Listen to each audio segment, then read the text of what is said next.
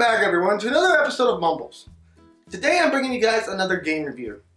And the game that we'll be reviewing today is Spacehulk Deathwing, the enhanced version.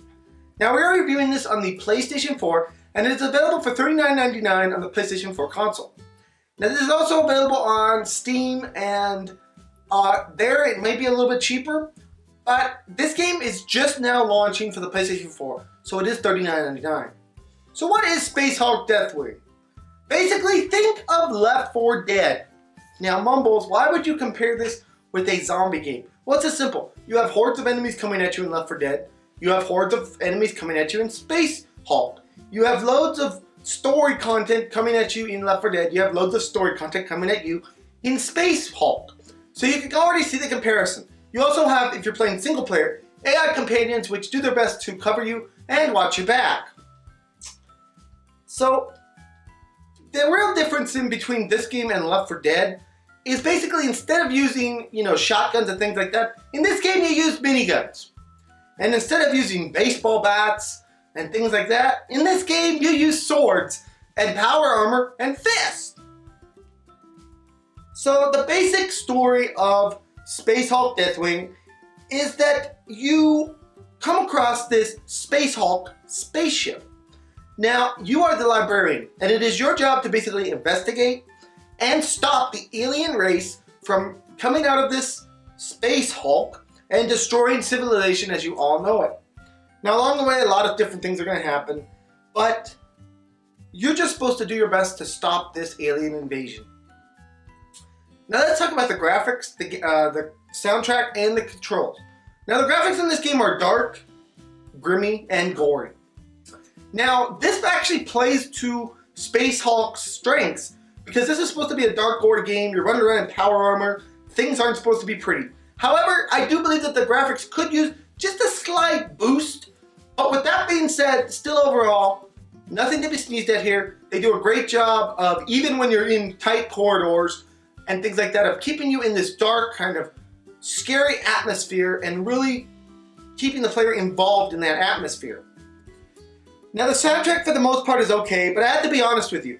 When I'm concentrating on murdering countless hordes of enemy, I don't think about the soundtrack very often, and here is no different. The soundtrack is good, but for the most part, if you're like me, you're not going to pay a bit of attention to it because you're going to be too busy killing the aliens. Now the controls in this game are solid once you get the hang of it, but there is a learning curve. Now they do combat this learning curve by introducing a tutorial in the beginning of this game to kind of walk you through what each control does. But even with that being the case, I did find myself hitting the wrong buttons quite a bit to start this game. And there can be consequences to hitting the wrong button, especially if you hit the teleport home button, which only has so many uses in each level. And it's a very important button, and when you hit it, there is no cancel on it. So there is this learning curve to the controls of this game. Now let's talk about the actual gameplay itself. Now the single player campaign is structured as a series of 9 missions, each set in kind of a maze type area. So there's lots of different ways to go, and there's always one correct route, but in order to get to that route, it can be very confusing at times. I found myself looking at my map a lot in order to figure out where the heck I was going.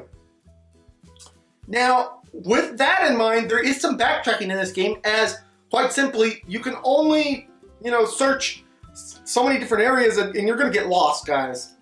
It's just, I found myself backtracking quite a bit. In the single player, you do have 2 AI companions, which do their very best to help you get through this mission. But, as with any AI component, sometimes intelligence can be a problem. I'll talk more about that in the cons section. But for the most part, they can just use a boost of intelligence. Now, you can order these comrades around and tell them to do things such as heal you, or hold a position, or do different things. You can do that, but for the most part, you're just going to tell them to follow you around, and that's how it's going to go. It's just how it is. Now, let's talk about the combat. Really, the combat in this game is basically a normal hack and slash. It's not hack and slash, but it's kind of that kind of mechanic. Basically, you're murdering hordes of aliens. They come running at you, use your machine gun, pop, pop, pop, pop, pop, pop, pop, and you kill them. That's all there is to it.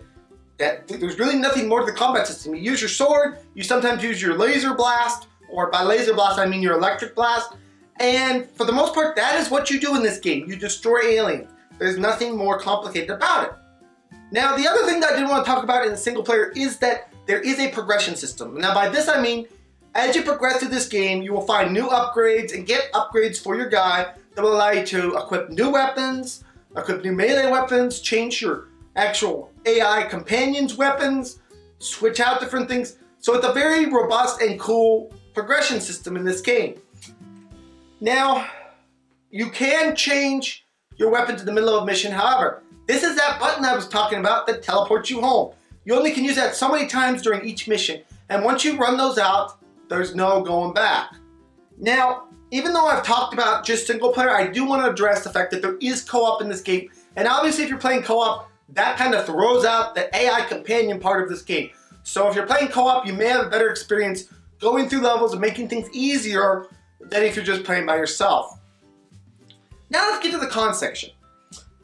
Now, I did find a couple cons in this game. The first one is, unfortunately, at times, this game does have a small loading stutter as you go to do certain things. So, for example, you may be about to fight an alien horde, and the game decides, oh, I gotta load. It doesn't make that noise, but you know what I'm saying. I'm just saying that for a fact.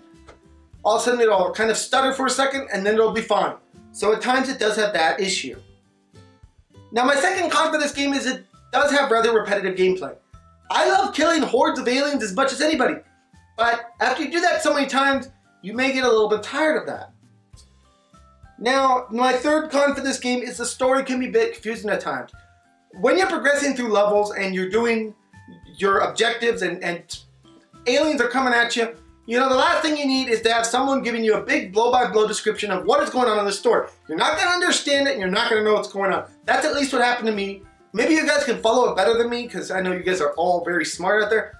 But I had problems following the story in this game, especially when they started talking in the heat of the moment. That's when I got really confused with this gameplay, when I couldn't concentrate on it. Now, my final con of this game is, again, the AI. The AI could use a little boost in intelligence. At times, they do stupid things. If they're not looking in front, if the enemy is not coming from in front of them, at times they could get killed just because enemies come from behind them and they're not paying attention to them. So with all that in mind, all that's really left to ask is, what is Spacehulk Deathwing Enhanced Edition going to get on our Mumbles Review? Now this game on today's Mumbles Review is going to get a 6 out of 10. I just felt like it needed more stuff. It needed a better story. It needed better AIs. It needed better progression. It needed just a whole lot of things better. And for that reason, I have to give it a 6 out of 10. It's still a solid game. Who doesn't like running around in space armor, murdering things? Come on, guys. That is like right up my alley. I love that stuff. So I definitely recommend that you check out this game. And yeah, guys, this has been my review of Spacehulk Deathwing, the Enhanced Edition. And I want to thank you guys all so much for joining me. Please smack that subscribe button, smack that like button, and smack all those buttons. And I will see you guys all in the next video. Bye, everyone. Take care.